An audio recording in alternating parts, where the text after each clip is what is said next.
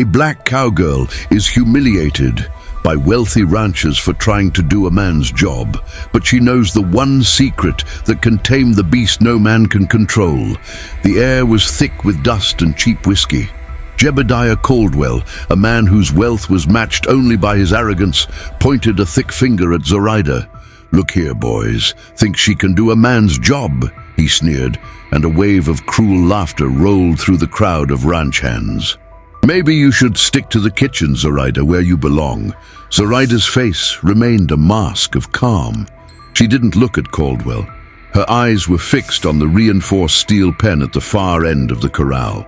"That bull doesn't care if I'm a man or a woman, Mr. Caldwell," she said, her voice low but clear, cutting through the noise.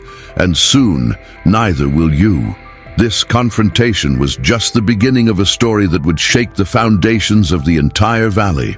If you believe in justice and seeing the arrogant get what they deserve, hit that like button, subscribe to our channel, and comment with your city and the word justice down below. You won't want to miss how this ends. This was the unforgiving heart of Montana, where land was power and tradition was law. Zoraida was a part of this world, but never truly accepted by it. She was a black woman in a field dominated by weathered white men who saw her as an anomaly, a novelty to be tolerated at best and dismissed at worst. She'd learned everything she knew from her father, a man whose name, Marcus, was spoken in hushed, respectful tones by the old-timers. He was a true cattle whisperer, a man who could calm the most spooked horse with a touch, but he was never given a foreman title or a stake in any of the ranches he helped build. He worked for wages, and his genius was claimed by men like Jebediah Caldwell's father. Zoraida inherited his gift, his quiet patience, and his deep understanding of animals, an inheritance that the powerful men of the valley refused to acknowledge. The central problem, the one that had Caldwell and every other rancher in a panic, was locked inside that steel pen. They called him Satan's Fury. He was a massive Charolais bull, 1,000 pounds of muscle and pure, untamable rage. He wasn't just an animal. He was a financial disaster. He had already crippled 2 experienced ranch hands, goring one so badly he'd never walk right again. He'd destroyed thousands of dollars in fencing and equipment, and his presence was spooking the entire herd, threatening the bottom line of the Caldwell Cattle Company. Caldwell had thrown everything at the problem. The best wranglers from 3 states, sedatives that would knock out a grizzly bear, even a so-called animal psychologist from the city. Every attempt ended in failure and more destruction. The bull was a stain on Caldwell's reputation, a symbol of his inability to control his own domain. But Zoraida saw something everyone else missed. She had watched the bull for weeks, studying him when no one was looking. She saw not just rage, but fear. It wasn't about breaking the bull, it was about understanding him. Her quest to prove her worth would do more than just save Caldwell's ranch. It would uncover a dark secret her father took to his grave, a secret tied to the very land they stood on and connected directly to the bull's inexplicable fury. Each failed attempt by the so-called experts only strengthened her resolve, pushing her toward a confrontation that was about much more than just one animal. Was the bull simply a wild beast? Or was he the living embodiment of an old injustice, waiting for someone with the courage of Zoraida to finally bring the truth to light? Caldwell watched her walk away, his jaw tight. He wouldn't give her the satisfaction of a response. Instead, he turned to his foreman, a burly man named Riggs, whose right arm was in a sling, a fresh souvenir from his own failed attempt with Satan's Fury. "See to it she stays away from that pen, Riggs. I don't want her getting any ideas." Riggs nodded, his face a mask of resentment. He caught up to Zoraida near the stables, stepping in her path.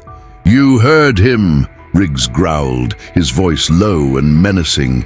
"You cause trouble, and I'll make sure you're packing your bags by sundown. This is a man's world. We don't need your kind of help." Zoraida met his gaze without flinching. "Your arm tells me you need someone's help, Riggs." It's a shame your pride is bigger than your common sense." She stepped around him and disappeared into the cool darkness of the stables, leaving him fuming in the dust. Inside, an old ranch hand named Silas was mending a bridle. He was one of the few who had worked alongside Zoraida's father, Marcus. He didn't look up as she approached. "That was a fool thing to do, Zoraida. Poking a bear like Caldwell." "That bear is about to lose his ranch," she replied, picking up a brush and beginning to groom a mare. "He's desperate. He just doesn't know it yet." Silas finally stopped his work, his weathered face etched with concern. "It ain't just the bull, is it? It's about your father." It wasn't a question. Zoraida paused. "My father knew this land better than anyone. He knew the herds. He knew the bloodlines. Caldwell's father built this empire on my father's knowledge and paid him a ranch hand's wage." She looked Silas in the eye. "That bull isn't just angry, Silas. It's grieving. It's scared. I've seen it before, in a horse my father rescued. He called it land memory." Silas spat a wad of tobacco onto the dirt floor. "Land memory." Marcus was full of old words like that. He said this whole valley remembers what's been done on it. He warned old man Caldwell about that northern pasture, said the ground was soured by bad business. He shook his head. "That bull, he was born in that pasture. From the prize-winning heifer, Marcus raised himself before he passed." The pieces were beginning to click into place. It wasn't random. It was connected. Meanwhile, in the main house, Jebediah Caldwell was on the phone, his voice strained. "What do you mean the deal's on hold? It's one bull. We have 2,000 head of prime cattle." The voice on the other end was cold and corporate. The potential buyers from the national meatpacking conglomerate, Prairie Gold Meats, had heard about the untamable bull. It was a liability, a sign of instability in the operation. Their insurance wouldn't cover a site visit until the asset was neutralized. The call ended. Caldwell slammed the phone down, the plastic cracking under the force. He was losing control, and the one person offering a solution was the one person his pride would never allow him to accept. That night, under the cover of darkness, Zoraida made her way to a small, dilapidated cabin on the edge of the Caldwell property. It had been her father's. No one had entered it in years. The air inside was thick with the scent of old leather and dried herbs. She lit a lantern, the flickering light revealing his old workspace. On a dusty workbench, beneath a stack of old almanacs, was his journal. She ran her fingers over the cracked leather cover. Inside, his neat, precise handwriting filled the pages. There were notes on breeding patterns, weather cycles, and herbal remedies. But tucked into the back pages was something else. A hand-drawn map of the northern pasture. In the center of the map was a specific spot marked with a strange symbol, like two interlocking sickles. Beside it, her father had written a single chilling note. They buried it, but the land doesn't forget. The blood of the covenant is in the soil. Her heart pounded in her chest. A covenant, what was he talking about? She spent the next 2 days observing Satan's fury from a distance, using a pair of old binoculars. Caldwell's men kept their distance, treating the pen like a ticking bomb. The bull was restless, pacing, his eyes wild. Then, as the sun set on the second day, the light caught him just right. As he turned, Zoraida saw it. Faintly visible beneath the thick matted hair on his flank, scarred into his hide, was the exact same symbol from her father's journal. 2 interlocking sickles. It wasn't a ranch brand. It was something else entirely. Something that connected this raging animal directly to the dark secret her father had taken to his grave. The chill in Zoraida's spine had nothing to do with the night air. The brand was a deliberate mark, a secret message hidden in plain sight. It meant her father knew this bull, or at least its lineage, was tied to the secret of the northern pasture. Her father wasn't just a ranch hand, he was a keeper of secrets, and now that burden was hers. The next morning, Caldwell's desperation reached a boiling point. He had flown in a renowned bull whisperer from Texas, a man with a reality TV show and a $10,000 a day fee. The man, Chet Maverick, strode into the corral with two assistants, all wearing matching leather vests. He spent an hour talking about energy fields and alpha dominance before cautiously approaching the pen. Satan's fury watched him, silent and still. The moment Maverick unlatched the gate, the bull charged. It happened in a blur of dust and fury. The steel gate was ripped from its hinges and thrown 10 feet. Maverick and his crew scrambled over the fence, pale and shaking, as the bull rammed the steel bars, making the entire structure groan. The failure was spectacular and public. The ranch hands who had mocked Zoraida were now silent, their faces grim. The prairie gold meat deal wasn't just on hold. It was dead if Caldwell couldn't fix this. He retreated to his office, the picture of a defeated king. The silence in the ranch house was heavier than a tombstone. This was her moment. With her father's journal tucked into the back of her jeans, Zoraida rode out toward the northern pasture as dusk settled, the sky bleeding purple and orange. She avoided the main trails, using the game paths her father had taught her. The air grew colder here, the grass thinner. This part of the land felt wrong. Silas was right. It felt soured. Using the crude landmarks from the map, a lightning-scarred oak, a cluster of 3 boulders, she finally found the spot. The ground was slightly sunken, almost imperceptible unless you were looking for it. She dismounted, her boots sinking into the soft earth. With a small hand trowel she'd brought, she began to dig. It didn't take long to hit something hard. It wasn't rock. It was smooth, flat. Carefully, she cleared the dirt away. It was a block of granite, a makeshift headstone, half swallowed by the earth. Carved into its weathered surface was the symbol of the 2 interlocking sickles.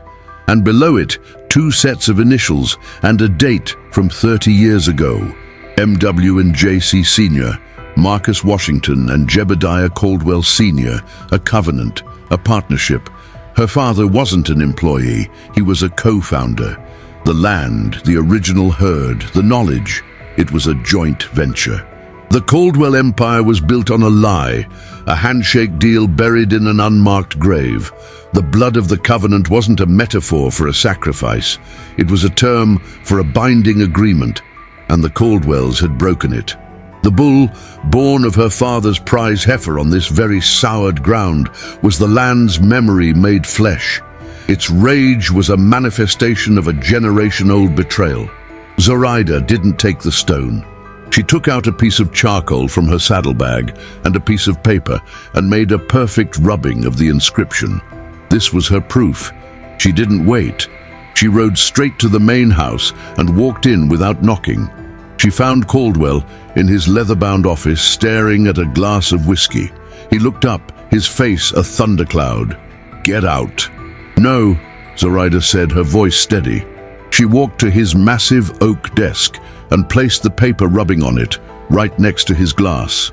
"We need to talk about your father and mine." Caldwell glanced at the paper. His eyes widened almost imperceptibly, but his face hardened into a mask of denial. He recognized the symbol. "I don't know what kind of game you're playing." "This isn't a game," Zoraida cut him off. "That symbol is on your bull. It's also on a stone marker in the northern pasture, along with some initials. M.W. and J.C. Sr. Sound familiar? My father called it a covenant. I call it a partnership agreement your father buried." The color drained from Caldwell's face. He stood up, his chair scraping loudly against the hardwood floor. "My father built this ranch from nothing. He built it with my father," Zoraida corrected him. "And when my father died, your family took it all. You buried the truth, but the land remembers. That bull remembers. Its rage is the echo of your father's theft." Caldwell stared at her, his mind racing. She knew. Somehow, this woman he'd dismissed as nothing knew the one secret that could destroy his family's legacy. He was trapped. His deal was collapsing. His reputation was in tatters, and now the very foundation of his ownership was being challenged. "What do you want?" he finally asked, his voice a hoarse whisper. "I want what's owed," Zoraida said calmly. "But first, I'm going to handle your bull. You will give me full authority, no interference from you or your men. When I'm done, you and I are going to renegotiate my family's share of this ranch." He was cornered, humiliated, and beaten. The choice was simple: risk total ruin or trust the one person he had spent years looking down on. "Fine," he choked out, the word tasting like poison. "You get one chance. Tomorrow at dawn." Dawn was still a cold promise on the horizon as Zoraida left Caldwell's office. She didn't go to the bunkhouse to rest. She went back to her father's cabin, the air inside still and silent. This wasn't a problem to be solved with lassos and spurs. It was a wound that needed tending. In his journal, her father had written extensively about calming agitated animals, not with force, but with scent and sound. He believed fear had a smell that spread like a plague through a herd. She found what she was looking for in a small locked chest under his cot: dried bundles of wild chamomile and mountain sage, and a gnarled, dark root he called stone root. According to his notes, the combination, when crushed and warmed by the hands, released an earthy scent that masked human pheromones of aggression and fear. It was a scent of the soil, of safety. She ground the herbs and the root together with a stone pestle and placed the mixture into a small leather pouch. This was her tool, not dominance, but understanding. As she walked toward the corral in the grey pre-dawn light, Riggs blocked her path. His good arm was crossed over his chest, his face a knot of fury and disbelief. "Caldwell's lost his mind," he spat. "He's really going to let you do this. You're going to get yourself killed, and then that beast is going to tear through the rest of the ranch." "Then you'd better stand back," Zoraida said, not breaking her stride. "What's in the pouch?" he demanded, gesturing at the leather bag in her hand. "Some kind of folk magic nonsense. We need a rifle, not a perfume bag."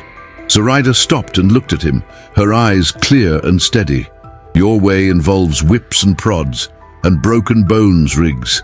Yours and the animals. My way is different. Since your way has failed 3 times, maybe you should just watch and learn." She left him standing there, his insults dying in his throat. As she neared the main house, she saw something that made her pause. A pristine black town car, caked in a layer of fresh dust, was parked near the porch. Standing beside it was Jebediah Caldwell, looking smaller and more haggard than ever. He was talking to a woman in a perfectly tailored dark grey pantsuit. She held a tablet, and her expression was one of cool, clinical assessment. She radiated an aura of corporate authority that was as alien to this place as her car. "Mr. Caldwell, I flew in last night," the woman said, her voice crisp and devoid of emotion. "Prairie Gold Meats is officially withdrawing its offer. Our investors see this situation as a sign of systemic mismanagement." She gestured vaguely toward the bull's pen. "Evelyn, please," Caldwell pleaded. "Just give me until noon. We're handling it this morning." Ms. Reed's eyes scanned the corral and landed on Zoraida. A flicker of something, disbelief, amusement, maybe even contempt, crossed her face. "By sending in a lone ranch hand, after the specialist you hired was nearly trampled. I must say, Jebediah, your methods are unorthodox." She looked Zoraida up and down. "Our risk assessment team will have a field day with this." The humiliation was a physical blow to Caldwell. His entire legacy was being judged and dismissed by this woman, and his only hope was the daughter of the man his father had cheated. He saw Zoraida watching and simply gave a stiff, jerky nod. The deal was made. Silas was waiting for her by the corral fence, away from the other murmuring ranch hands. He didn't say a word, just pushed a small, smooth, dark stone into her palm. It was warm from his hand. "It was Marcus's," he said quietly. He'd rub it when he was thinking. Said it helped him hear what the animals weren't saying. Zoraida closed her fingers around it. It felt solid, real, a connection to her father's spirit. The sky began to lighten. Zoraida stood before the broken gate of the pen. The audience was assembled. The ranch hands, including a scowling Riggs, watched from the safety of the main corral fence. Caldwell and the woman from Prairie Gold Meats stood on the porch. a silent tableau of desperation and corporate judgment. Inside the pen, Satan's fury was a hulking shadow, his breath misting in the cold air. He was watching her. Zoraida took a deep breath. She rubbed the leather pouch, the scent of sage and earth rising to meet her. She clutched the stone in her other hand. She wasn't just a cowgirl stepping into a pen. She was the keeper of a promise, the voice for a decades-old injustice. And the bull was not her enemy, he was her witness. Slowly, deliberately, she slipped through the gap in the mangled gate and entered the pen. The moment Zoraida's boots touched the ground inside the pen, a collective sharp intake of breath came from the onlookers. It was the only sound in the cold morning air. Satan's fury stopped pacing. His massive head lifted, and his dark eyes, full of a red burning light, fixed on her. A low, guttural growl rumbled in his chest, a sound like distant thunder. He pawed the dirt, sending a spray of earth into the air. He was a coiled spring of muscle and rage.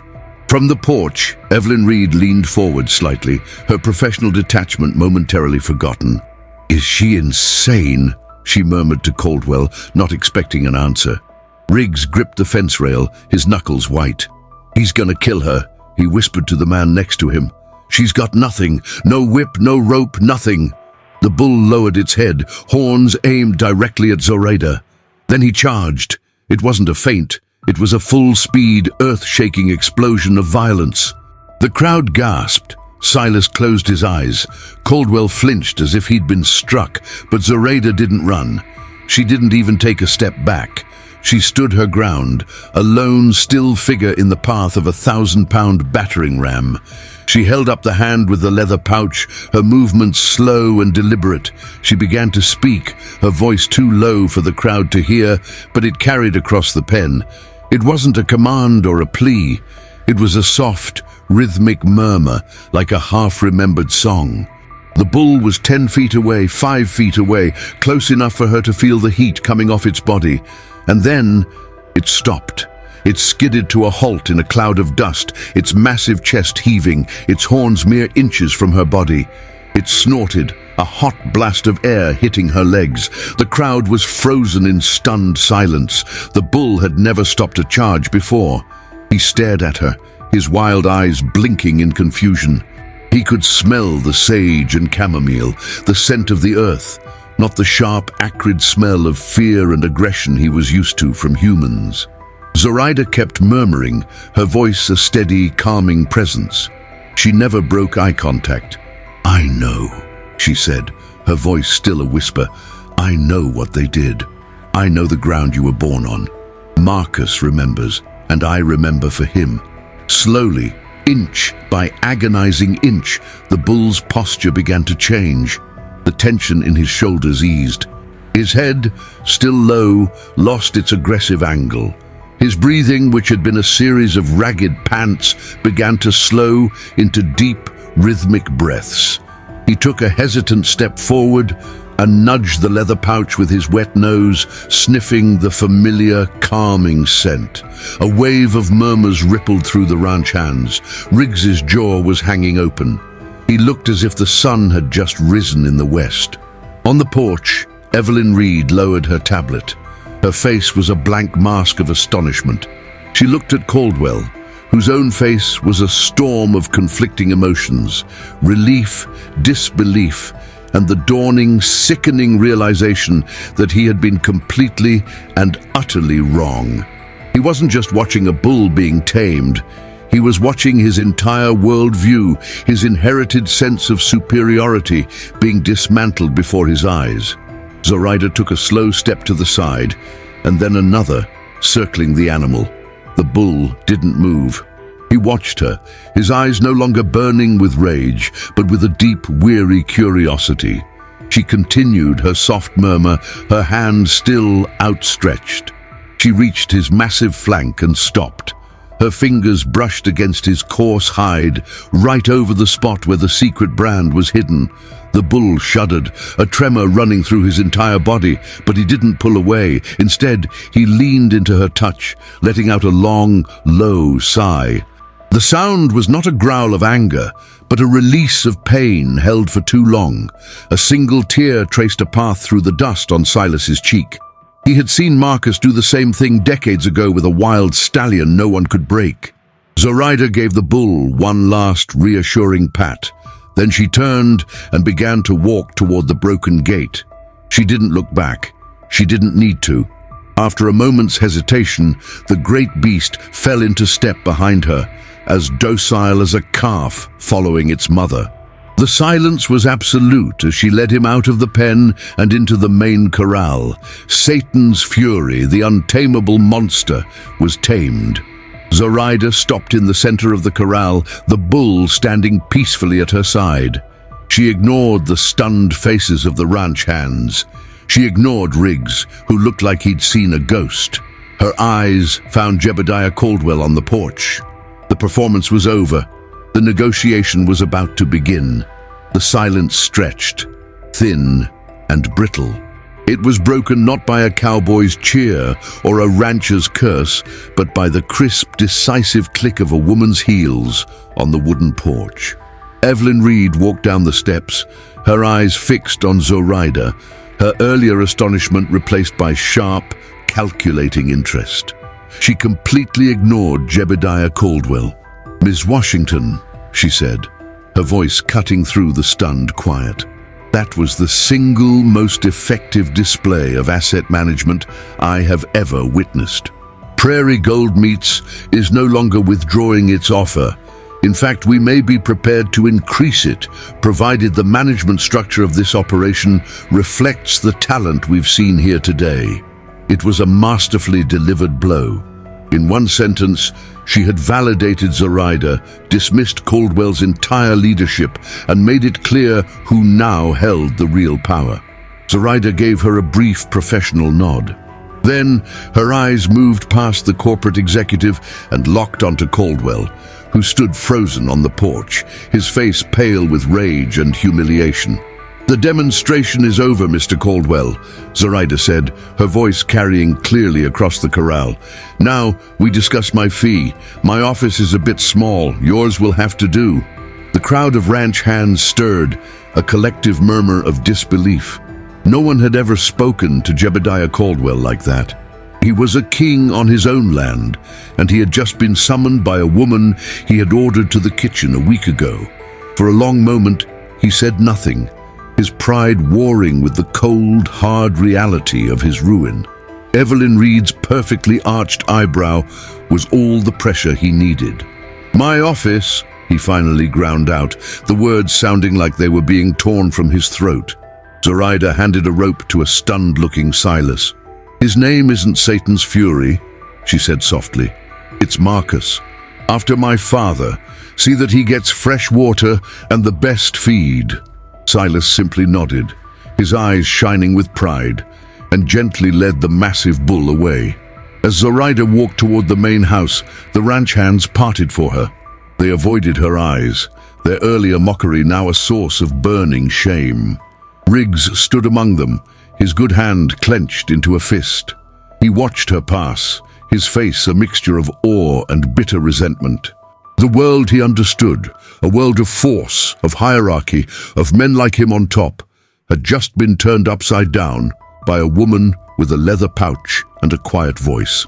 His authority on this ranch had evaporated in less than 10 minutes. In the office, the air was thick with tension.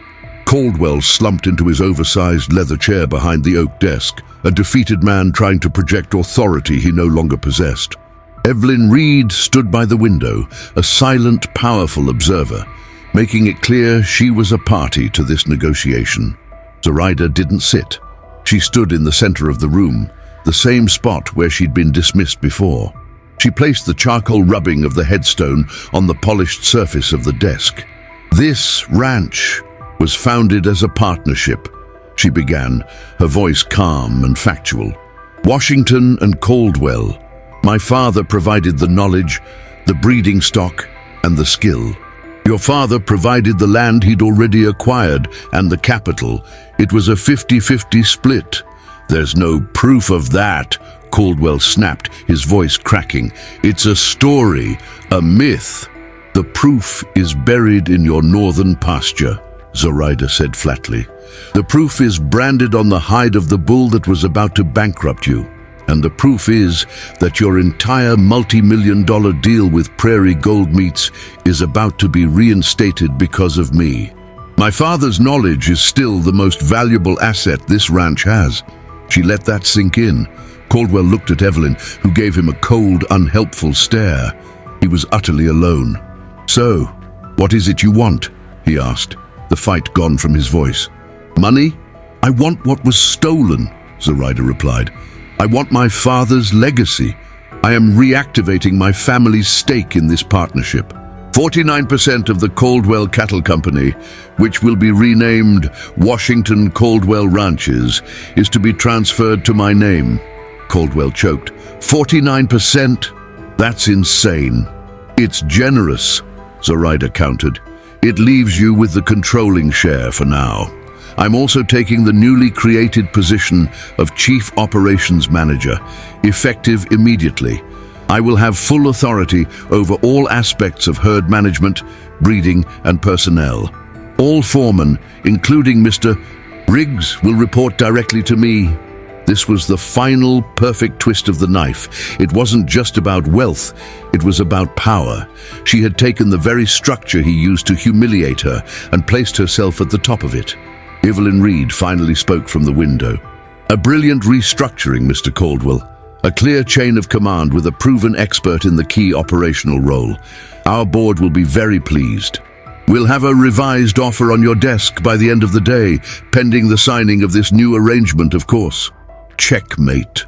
Caldwell stared at the paper on his desk, then at Zoraida's unyielding face. Every path was blocked. Every escape route was cut off. He had been outmaneuvered, outclassed, and beaten by the very person he had considered less than nothing. "Get your lawyer," he said, his voice a dead monotone. "Draw up the papers." Zoraida nodded once. "He's already on his way. Now, if you'll excuse me, I have to go outline the new operational protocols for my foreman."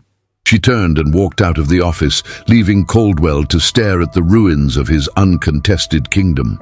The silence she left behind was louder than any shout of victory. Zoraida found Riggs exactly where she expected to, by the equipment shed, surrounded by a small group of senior ranch hands. They fell silent as she approached, their faces a mixture of confusion and hostility. Riggs, pointedly ignoring her, continued trying to rewrap the bandage on his injured arm.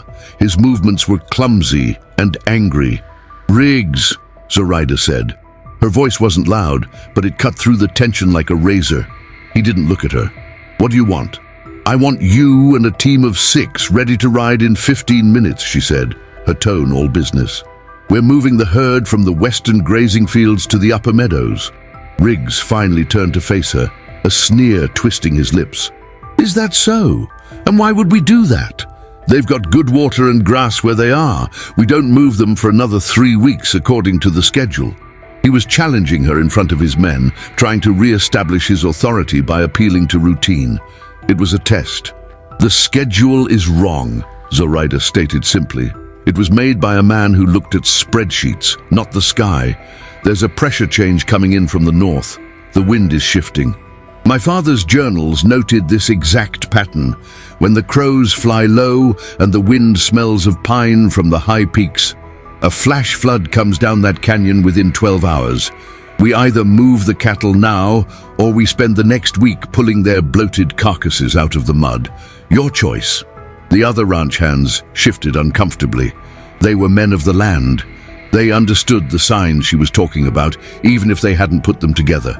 They glanced at the sky, then at each other. Her logic was sound, rooted in the kind of deep generational knowledge that computers and schedules couldn't replicate. Riggs was trapped. He could either defy her and risk being proven catastrophically wrong, or he could obey. Both options were a humiliation. "And I'm supposed to take orders from you now?" he growled, his voice low. "You're supposed to do the job you're paid for," Zoraida said, her gaze unflinching. which is to protect the ranch's assets. Right now, our most vulnerable assets are standing in a future riverbed. You have 14 minutes. She didn't wait for his answer. She turned and walked toward the stables, her stride confident and purposeful. The men watched her go, then turned their eyes to Riggs. His face was dark red, his jaw clenched so tight a muscle jumped. For a moment it seemed he would refuse, that his pride would win out.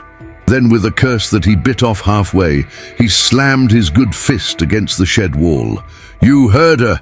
Saddle up!" he snarled at the men. It was a capitulation, and everyone knew it.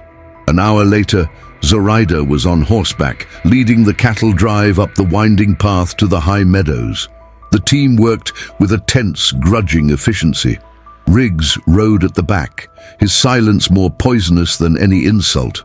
He was obeying her commands, but his resentment radiated off him in waves. Zoraida ignored it. She wasn't here to make friends. She was here to reclaim her birthright and save the ranch from itself. From his office window, Jebediah Caldwell watched them go.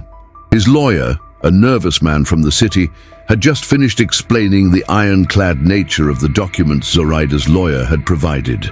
The new partnership agreement was legally sound. The transfer of shares was irreversible. The appointment of Zoraida as COO was non-negotiable. "She has you, Jebediah," the lawyer said, wiping sweat from his brow. "The evidence of the original partnership, combined with the clear and present value she brings, as witnessed by the Prairie Gold representative, makes any legal challenge a non-starter. You'd be laughed out of court." Caldwell didn't respond. He just watched the woman he'd humiliated ride at the head of his men, leading his cattle, her silhouette framed against the darkening sky. He had lost. Not just a negotiation, but a war he hadn't even known he was fighting. The ranch, his name, his legacy, it was all tainted, shared. He was no longer a king in his castle. He was a partner, a junior partner. The rage in his chest was a cold, hard stone. This wasn't over. He would find a way. He had to. He would let her run the ranch, let her make it profitable again. And when the time was right, he would find a way to cut the legs out from under her, just like his father had done to hers. The cycle would continue. He would make sure of it. The rains came that night. A furious, roaring deluge that turned the western grazing fields into a churning brown river. Zoraida's prediction had been perfect. Down in the main yard, huddled under the eaves of the barn, the ranch hands watched the water surge through the canyon where their herd had been just hours before. They didn't say anything, but looks were exchanged. Respect, hard-earned and undeniable, had begun to replace their resentment. Riggs stood apart from them, staring into the storm, his face unreadable. He had been wrong, and she had been right. It was a simple, galling fact. In the weeks that followed, a new rhythm established itself at the Washington Caldwell ranches. Zoraida worked from dawn until long after dusk, her father's journal a constant companion. She implemented new grazing rotation patterns based on his ecological observations, improving the health of the pasture land. She identified and isolated weaker bloodlines that were prone to sickness, strengthening the overall herd. Profits ticked upward. The new offer from Prairie Gold Meats, even more lucrative than the first, was signed. For the first time, there was a sense of stability, of a prosperous future. Jebediah Caldwell watched it all from the main house, a ghost in his own home. He attended the weekly financial meetings, his contributions reduced to sullen nods. He saw the growing respect the men had for Zoraida. He saw the deference in their eyes when she gave an order. It was a poison in his veins. Every success she had was a fresh reminder of his humiliation. He told himself he was being patient, that he was waiting for her to fail. But she wasn't failing. She was succeeding beyond anyone's imagination. His patience was wearing thin. The first sign of trouble was a single calf, found dead by the watering trough. There were no marks on it, no sign of a predator. Riggs inspected the body. "Strange," he'd grunted. Looks like it just laid down and died. Zoraida felt a prickle of unease but dismissed it as a fluke. Then 2 days later, 3 more were dead, and a prize-winning heifer was sick, lethargic and refusing to eat, a strange foam flecking its lips. Panic began to spread like a fever among the hands. Zoraida spent hours in her father's cabin, poring over his journals, looking for any mention of a similar sickness. She found nothing. This wasn't a natural illness he had documented. This was something new, something alien. By the end of the week, a dozen cattle were dead, and nearly 50 more were sick. The ranch veterinarian was stumped. He took samples, but the lab results would take days, maybe a week they didn't have. In his office, Caldwell picked up the phone. "Is it done?" he asked the voice on the other end. "The custom mineral supplement was delivered and mixed into the feed stores last week, just as you instructed," the voice replied.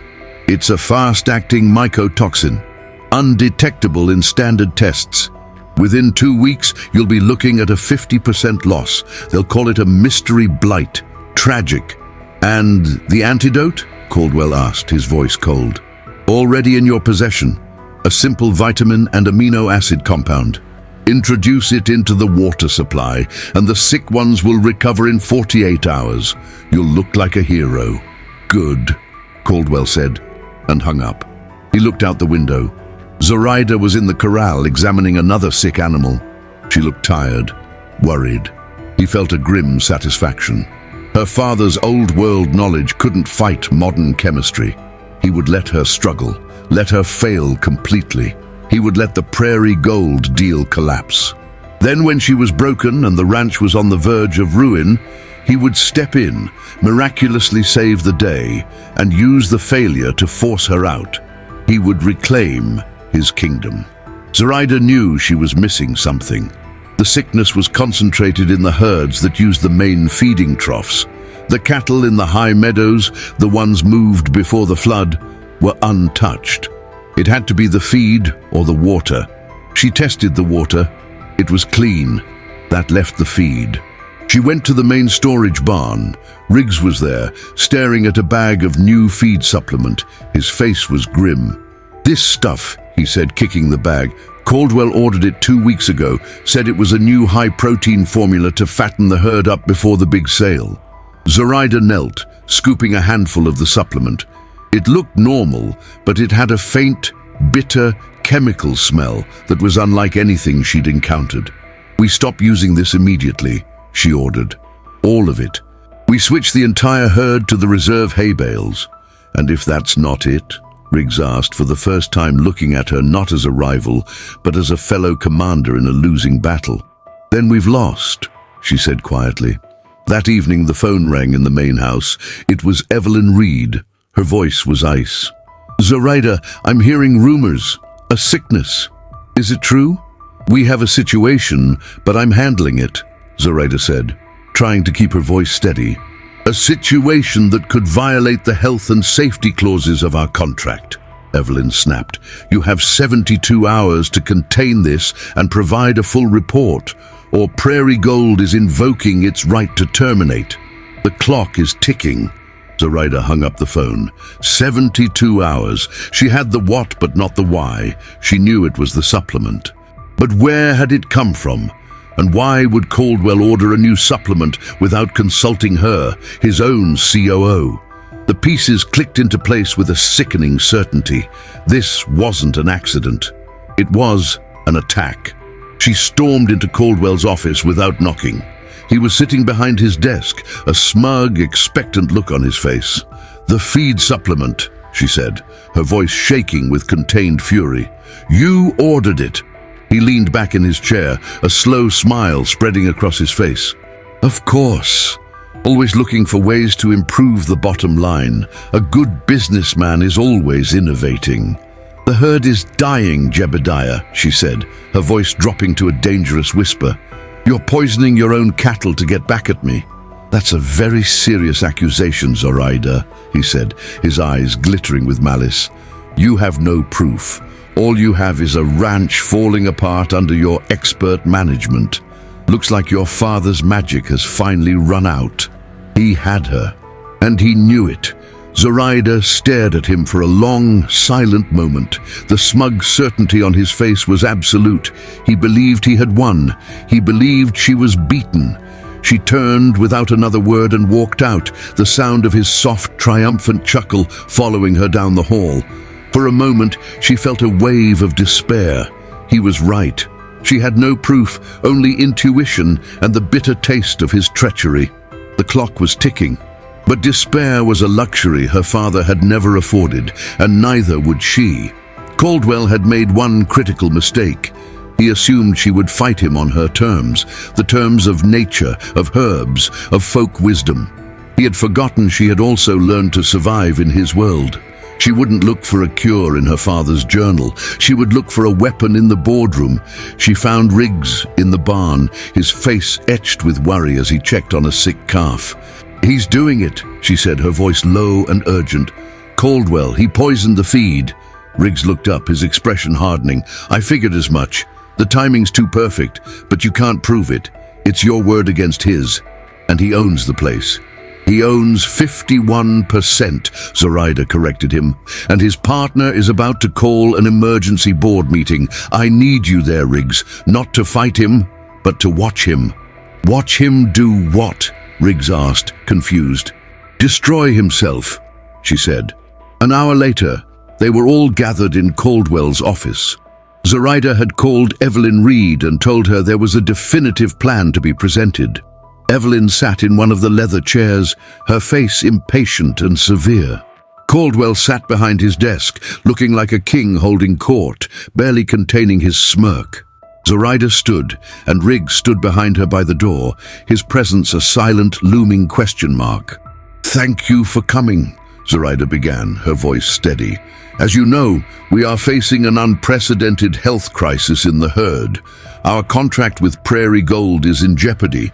I have spent the last several hours analyzing the situation, the rate of infection, and the financial exposure." Caldwell leaned forward. "And have you come up with one of your herbal remedies, Zoraida?" he asked, his tone dripping with condescension. "No," Zoraida said, meeting his gaze. "I've come up with a business solution. The infection is contained to the cattle that consume the new feed supplement. The herd in the high meadows remains untouched. Therefore, to save the ranch and honor the bulk of our contract, I am enacting an emergency containment protocol. As of this moment, I am ordering the culling of the entire infected herd, all 62 sick animals and the 300 others exposed to the feed. We'll cut our losses, sanitize the feedlots, and rebuild from the healthy stock. It's the only logical choice."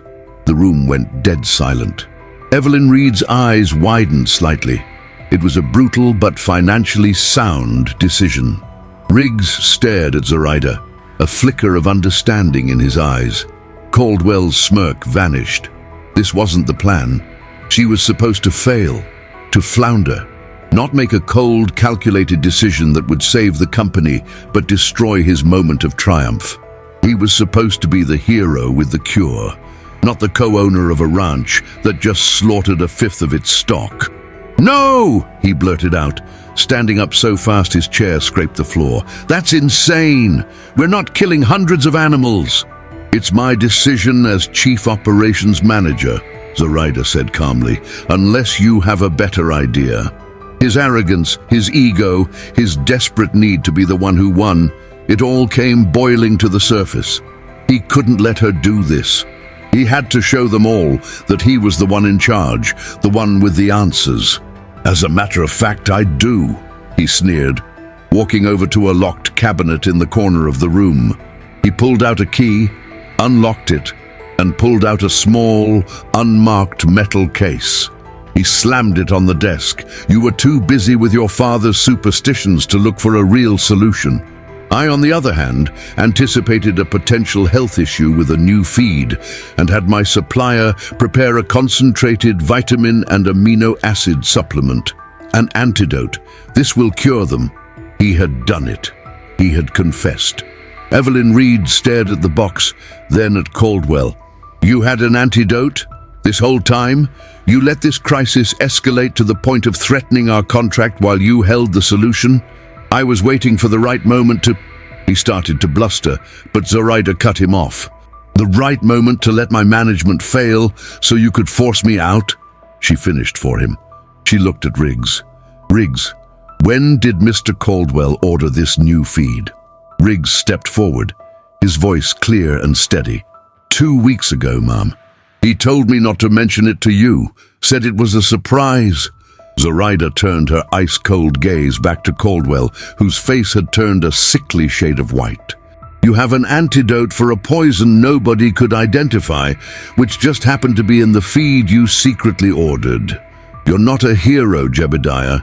You're an arsonist showing up with a bucket of water. Evelyn Reed stood up, her face a mask of cold fury.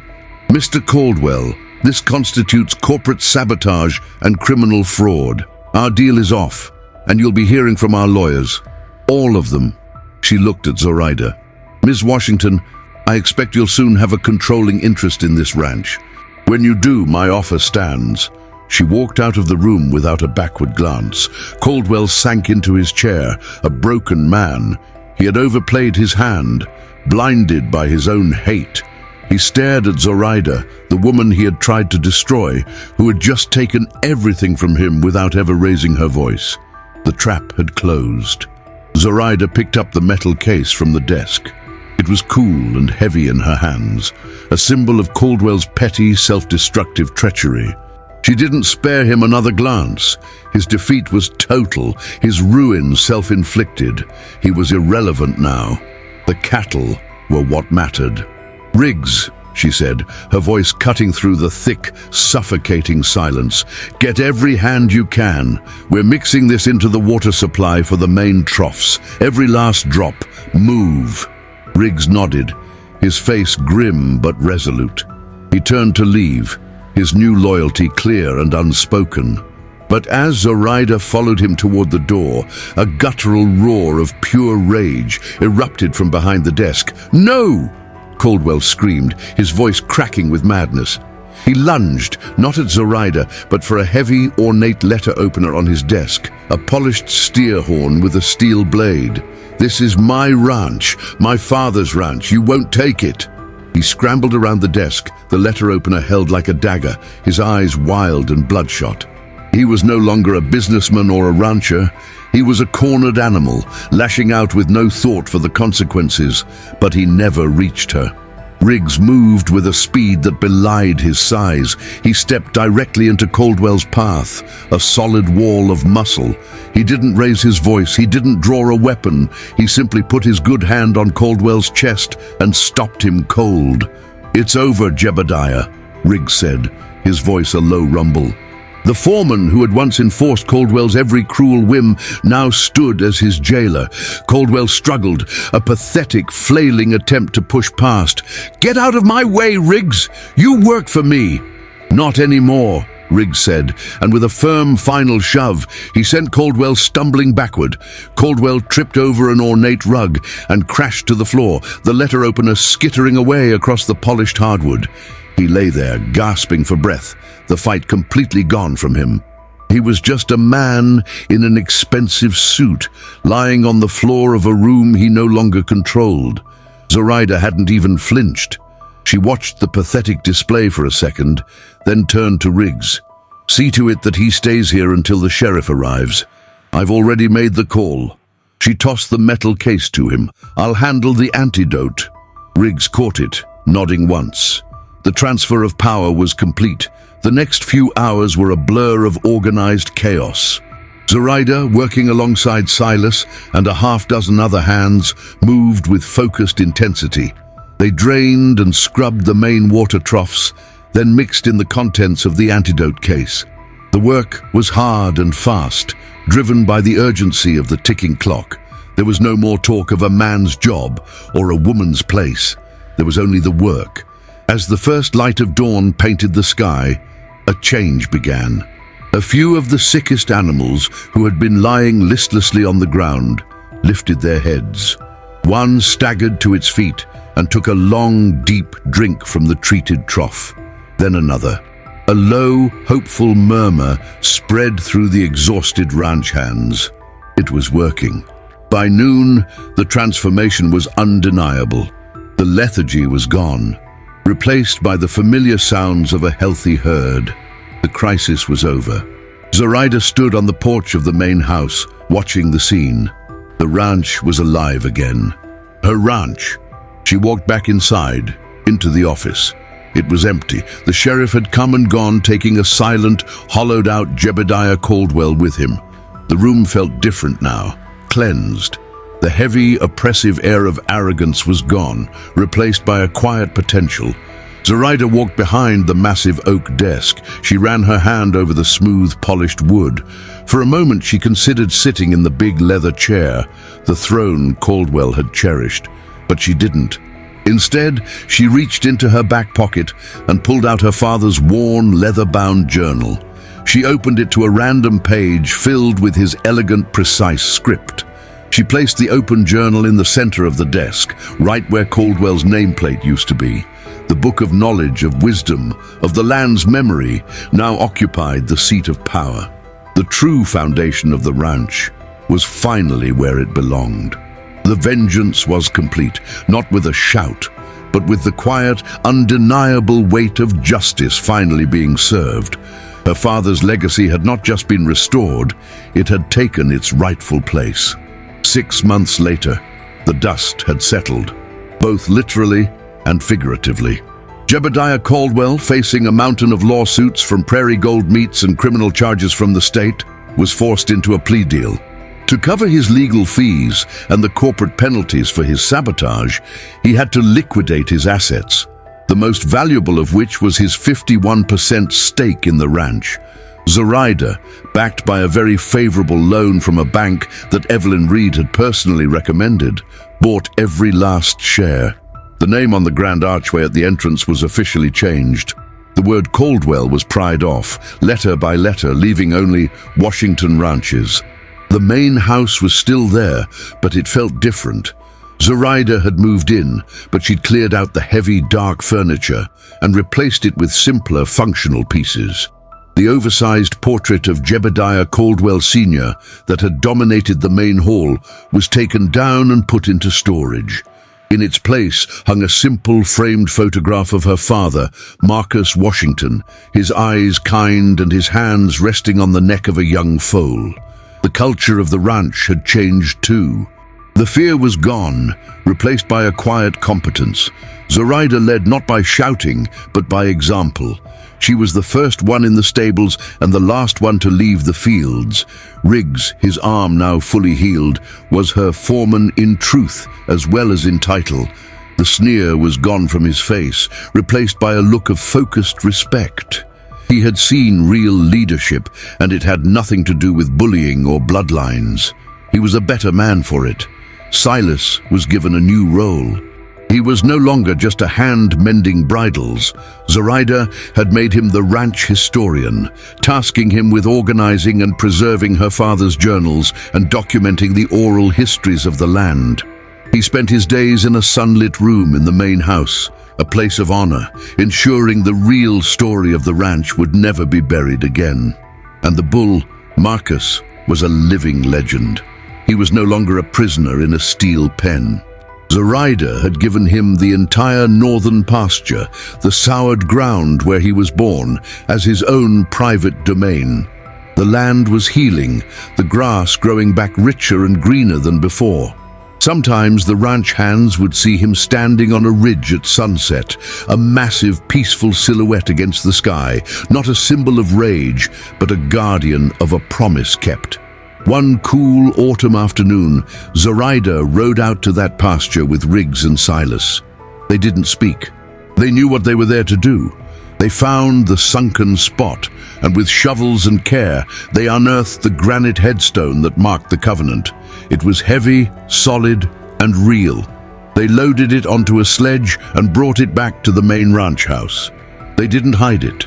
They placed it at the base of the flagpole, right in the center of the main yard, where everyone could see it. M.W. and J.C. Sr. The initials were a permanent public record of the truth. That evening, Zoraida stood on the porch, watching the sun dip below the mountains. The air was clean, the sounds were of a healthy herd settling in for the night, and the men who worked for her did so with pride. She had faced down prejudice, greed, and a legacy of lies. She hadn't just tamed a bull, she had reclaimed a kingdom. The whispers of the past had finally been silenced, replaced by the steady, peaceful rhythm of a future she had built with her own two hands. The land, like its new owner, was finally at peace. Zoraida's story is a powerful testament to the idea that the land and the truth have a long memory.